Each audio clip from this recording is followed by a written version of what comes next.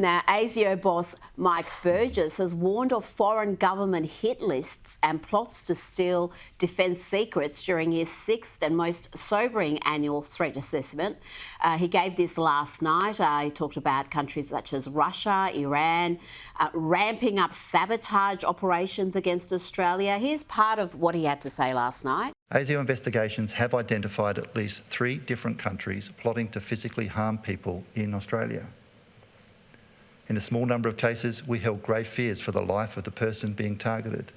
Working with our international partners, we determined this plot was part of a broader effort by the regime to eliminate critics of the foreign government around the world: activists, journalists, ordinary citizens.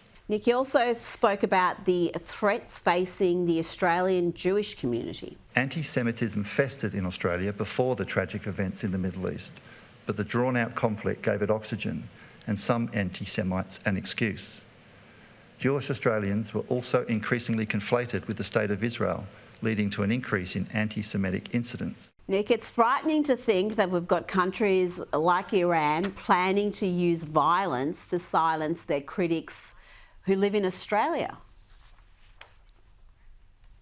It's extremely concerning, but also this use of, misinformation, which comes from places like Russia and probably Iran and China too. The rise of this anti-Jewish feeling has been sudden and dramatic. And although I don't think we yet have hard evidence of this, the New South Wales Police have at least canvassed the idea that this might be funded by foreign money. And I think if you look at this whole pro-Palestinian thing around the world, it's clear that somebody is putting serious money into this and filtering down various organisations. So this should be alarming. I mean, I think we tend to be a little bit relaxed and comfortable over this stuff in Australia, a little bit naive perhaps, thinking, we're good fellows. People come down here to pat our koalas and have their photo taken outside the Opera House. But no, in the minds of, malicious countries like North Korea, like Iran, like China, like Russia, they're perfectly prepared to go to whatever lengths it takes to meddle in our democracy, undermine our democracy and take direct action against people that they see as a threat. And Nick, you spoke about the increase in anti-Semitism, and there seems to be real institutional power behind some of this sentiment, particularly when you look at what's happening on our university campuses, what some of these academics are saying. We're not just talking about a few people on the fringes who've got no power, no influence. People in prominent positions influencing young minds are spewing this poison. Yeah, I mean, of course, they want to portray this as some kind of spontaneous community reaction, because it's nothing like that. I mean, we've been watching the left for 20 years or more to see their modus operandi, and whether it's climate change or transgender rights or whatever the cause, when you delve into it, there is serious money going into these causes that's deliberately fueling and funding people to work full-time on these campaigns. I've got no reason to believe it's any different at all with this anti-Jewish movement, the pro-Palestinian movement, which is disrupting our civil fabric. It is really putting at threat the whole idea of sort of multiculturalism, which I wanted to work, but now I'm doubting it with this going on. But if we don't think that there's foreign actors or even people within Australia who deliberately provoke this, then we're just totally naive. Now let's go to Victoria. Premier Jacinta Allen has announced a plan to cut down on the state's bureaucracy. It's going to be fairly severe cuts, Nick. Sources are claiming that more than 6,500 jobs could be axed from Victoria's 55,000 strong public service. This comes amid revelations that the state's wages bill has nearly doubled from when Labor first came to power. So we've gone from $18.8 billion to $37.5 billion. And that wages bill blew out by $3 billion in just 1 year.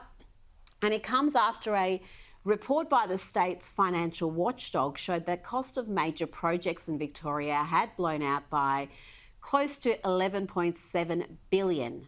That's with a B, in just the past year. Nick, Victoria is in serious financial peril. There's no other way to describe the record debt.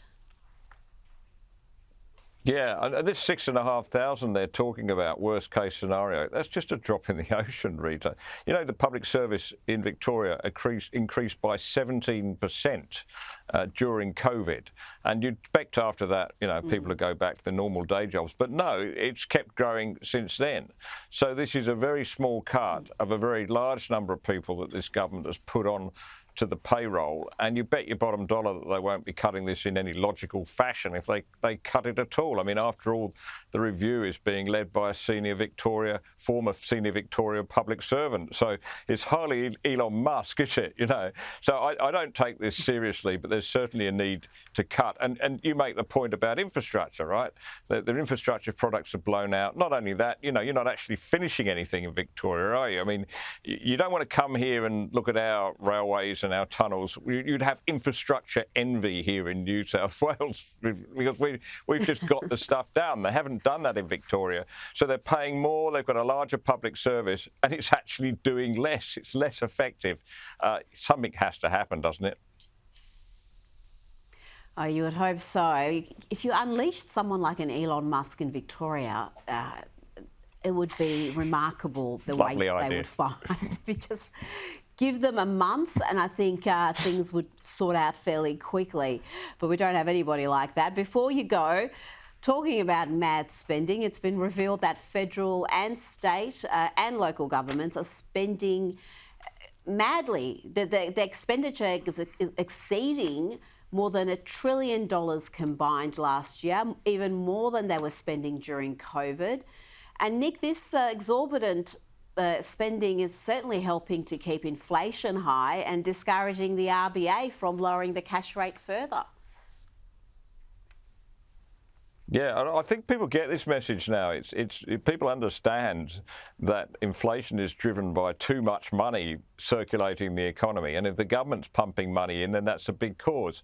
So we get that sort of tiny rate drop from the RBA this week, which I'm sure is welcome but very small for mortgage owners.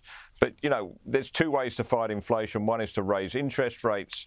The other is for the government to cut its own spending. Well, the government hasn't cut its own spending, so mortgage rates have risen even higher than they should have had to. So, because the government can't cure its own spending habit, ordinary people with mortgages have to take the brunt of that. It's totally unfair.